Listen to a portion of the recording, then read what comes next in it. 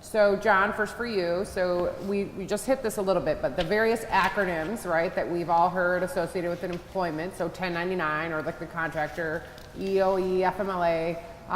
We started this a little with FLSA, but can you define some of these for us, the ones that you think are pertinent to this audience?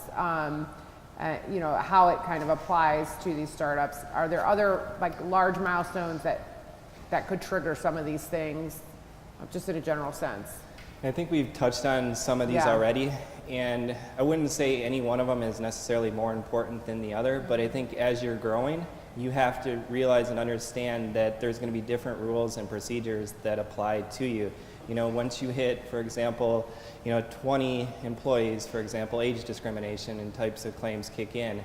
And so regardless of what the acronym is, you have to put in place policies and procedures to address them, to be able to say, we're going to meet these policies, we're going to meet these procedures.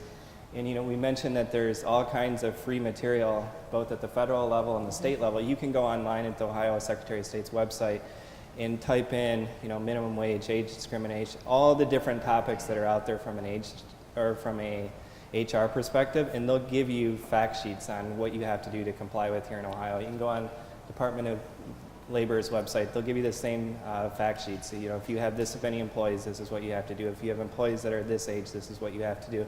But I think the big thing is just to be aware that as you're growing and you hit different levels of your business, different rules are going to apply to you.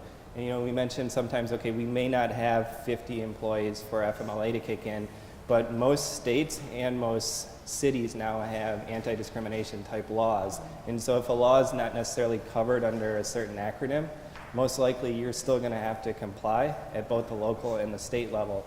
And so whether it's sexual harassment or age discrimination or national orient or sexual orientation, you still got to be compliant with them regardless of the size of your company.